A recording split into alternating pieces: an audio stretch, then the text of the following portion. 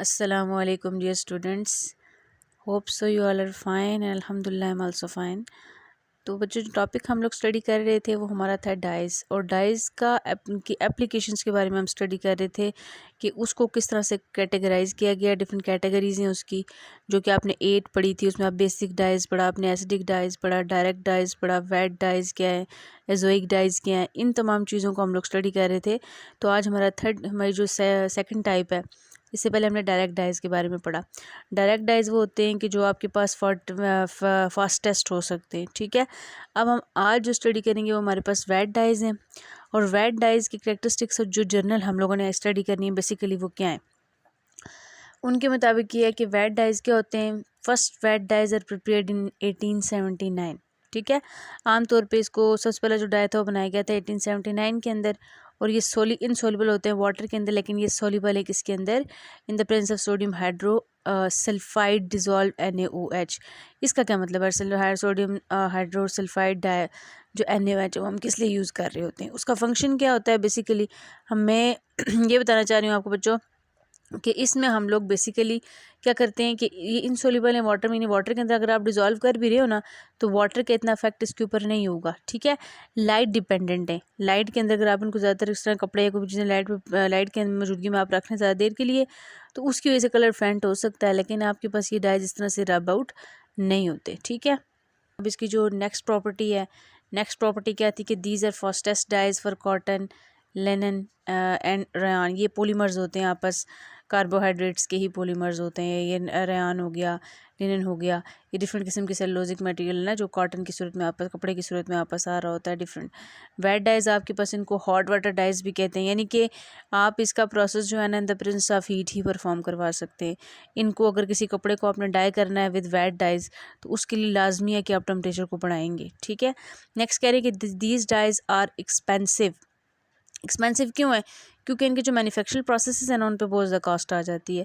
मतलब कहने का ये कि आप जो जितने प्रोडक्ट्स यूज़ करके इनको बना रहे होते हैं, बनाने के दौरान डाई तो अप्लाई करना हो कि अलग से इस मेथडोलॉजी अलग हो जाती है, लेकिन उनको बनाने के लिए अप्लाई से पहले, ठीक है, पहले की फॉर्मेशन के लिए भी आप कह सकते हैं मैन्युफैक्चरिंग प्रोसेस का क्या हो जाता है, बहुत ज़्यादा लंबा हो जाता है और उसमें काफ़ी एक्सपेंस आ जाता है, जिसकी वजह से हम कहते हैं कि आप पास एक्सपेंसिव डाइज है, ठीक है।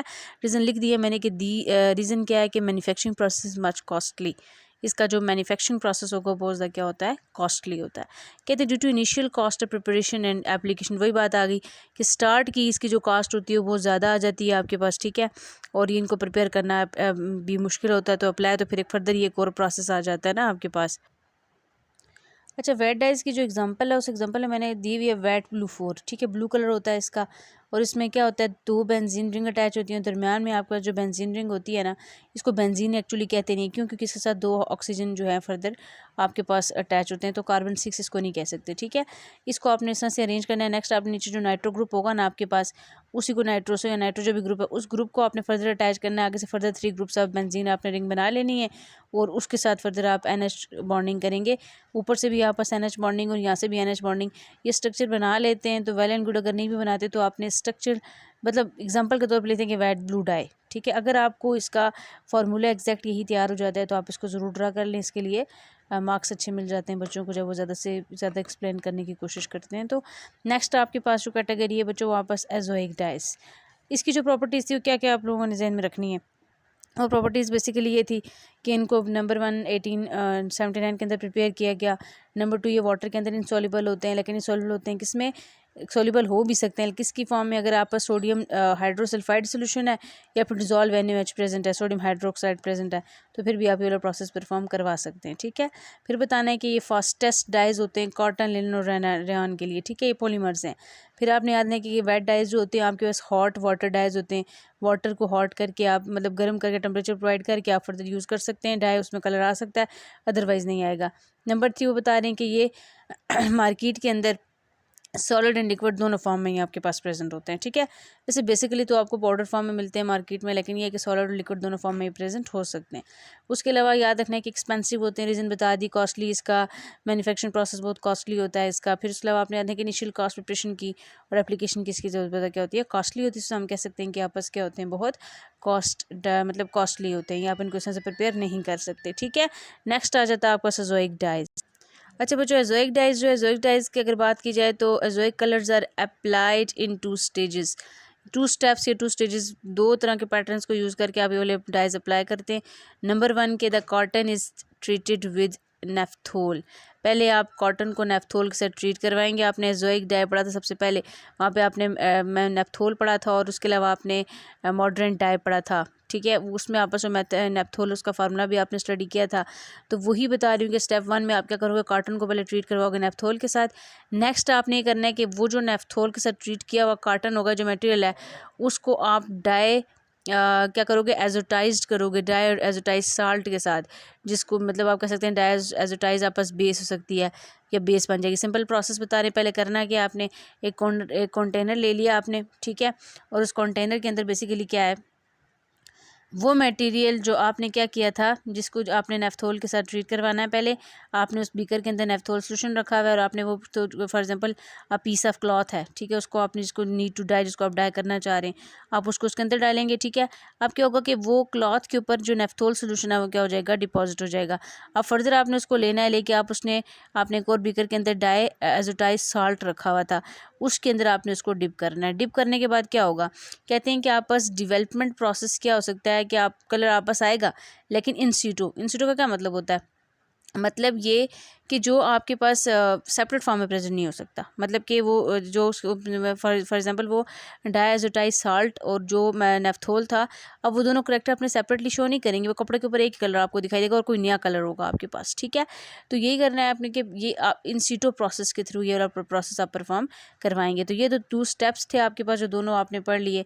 अब करेक्टरिस्टिक्स पे आ जाते हैं कि हम ये तो था कि हाउ टू अप्लाई, या हम किस तरह से ये प्रोसेस परफॉर्म कर सकते हैं एजोइक डाइज़ के हवाले से। एजोइक डाइज़ को कैसे हम लोग अप्लाई कर सकते हैं किसी कॉटन के ऊपर, वो तो आपने वो स्टडी किया, ठीक है।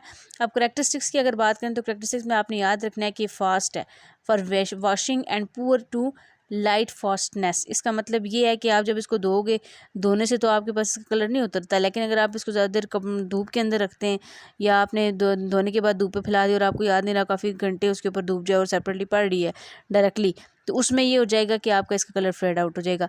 यानी कि लाइट के हवाले से ये फास्टनेस नहीं शो करता।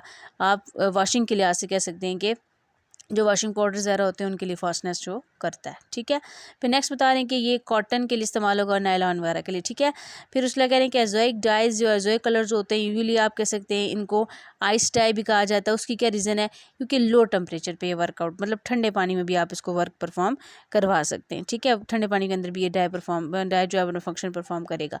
कहते हैं इज़ रिक्वायर्ड फॉर द, फिर कह रहे हैं कि azoic colours are bright, azoic colour जितने भी होंगे वापस ब्राइट होंगे एंड इंटेंस होंगे, ठीक है। Intense colours as compare to the other, जितने भी डाइज बाकी आप लोगों ने पढ़े उसकी निस्बत अगर एजोइक डाइज की अगर बात करें तो ये थोड़ा सा आपस क्या होंगे, ब्राइट कलर्स होंगे, ठीक है। नेक्स्ट इसकी भी अगर हम एग्जांपल देखें तो यहाँ पे एक बेंजीन रिंग आपने ले लेनी है, जिस सतह का आपने नाइट्रो ग्रुप लगा देना है और साइड पे आप जो है मिथाइल ऑक्साइड लगा सकते हैं, ठीक है, इथाइल ऑक्साइड। अब होगा ये कि आपने पर नाइट्रोजन डबल बॉन्ड बना के आगे फर्दर 2 बेंजीन रिंग बनानी है, ऊपर नीचे उनको अटैच करना है। उनके अटैचमेंट जो तरीका है वो यही होना चाहिए जो यहाँ पे गिवन है, ठीक है।